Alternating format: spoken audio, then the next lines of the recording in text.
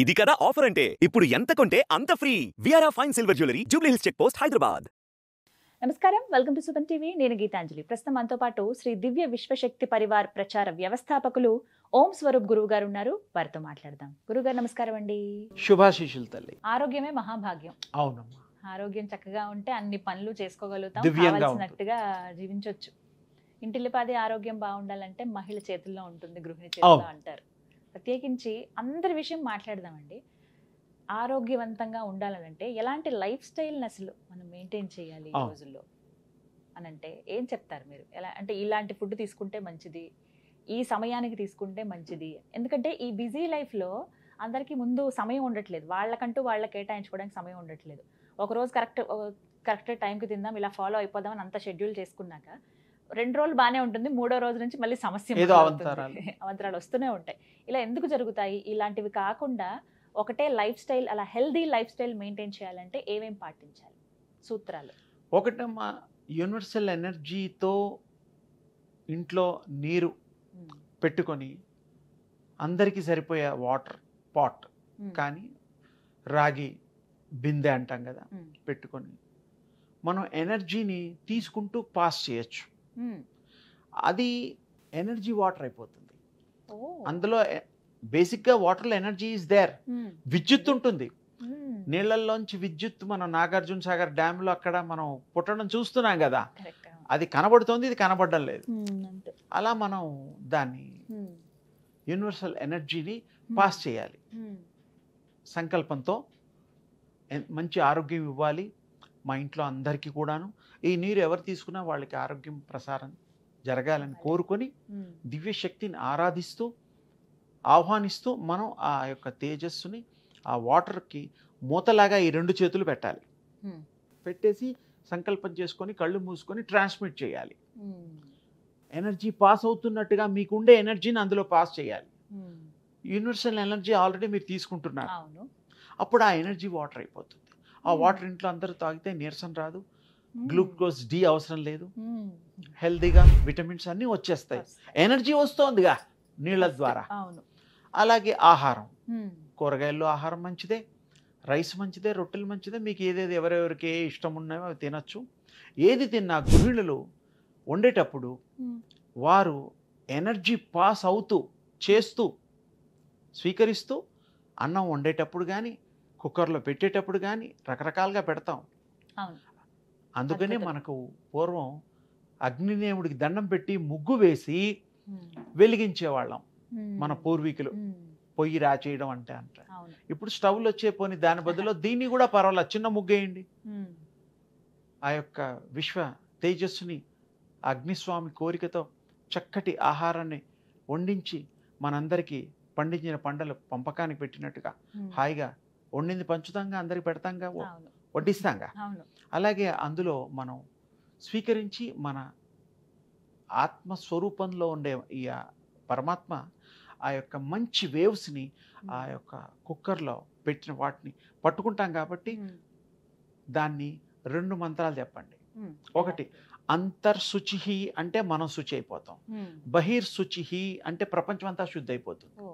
అంతర్శుచి బహిర్శుచి ఏ తత్, ఏదైతే ఈ ఇందులో ఉండే ఆహారం అదంతా కూడాను అమృతమస్తు అనుకొని పెట్టండి పొయ్యి మీద.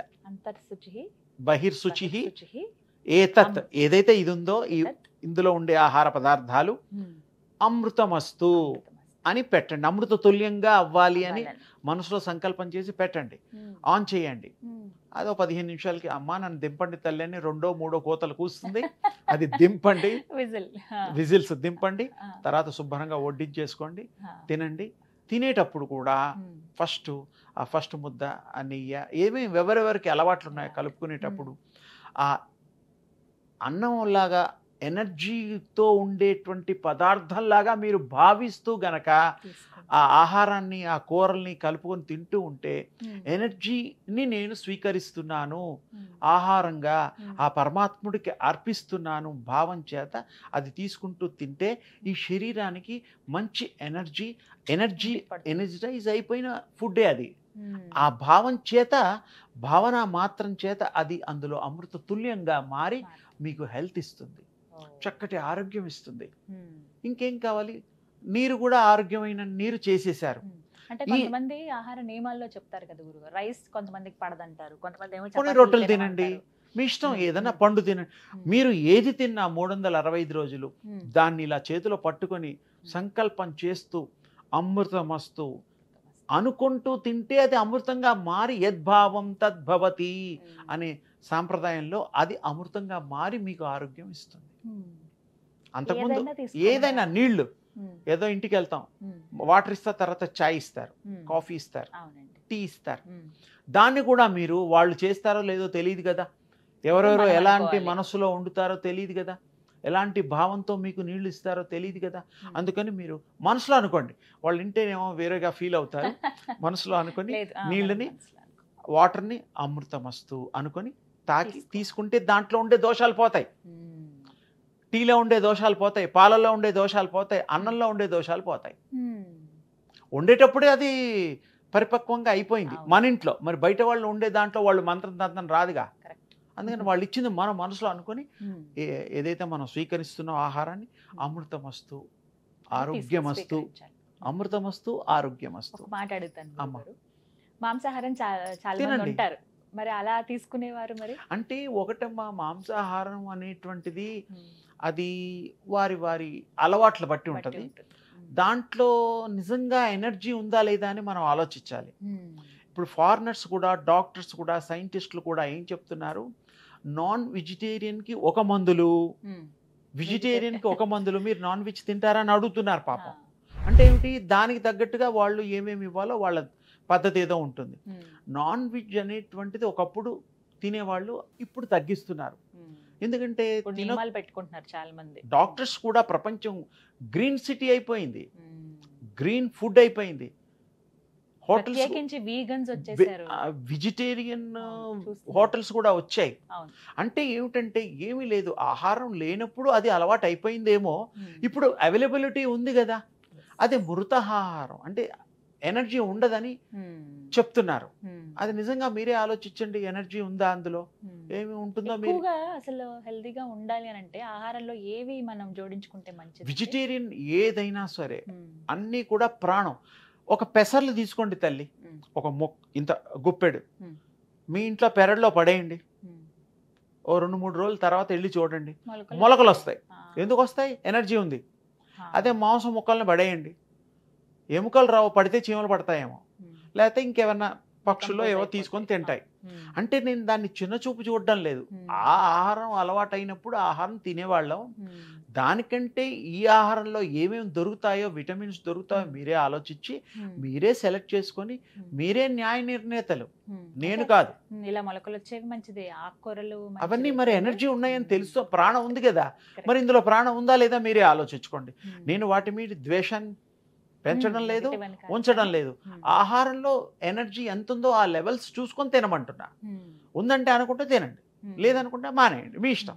ఉమ్. నా ఇష్టం ఏమీ లేదు, మీ ముందర చెప్తున్నాను. ఉమ్. ఎలా ఆలోచన ఇంకా వాళ్ళదే. అది ఎవరి ఇక్కడ ఆలోచన. ప్రతి ఆహారాన్ని తీసుకునేటప్పుడు మీరు ఎనర్జీగా ఫీల్ అవుతూ, ఎనర్జీ ఇచ్చి అమృత తుల్యంగా భావించి తీసుకుంటే ఉమ్. అది మీకు ఎనర్జీ ఇస్తుంది అదే ఒక తప్పకుండా. మెడిసిన్ అవుతుంది.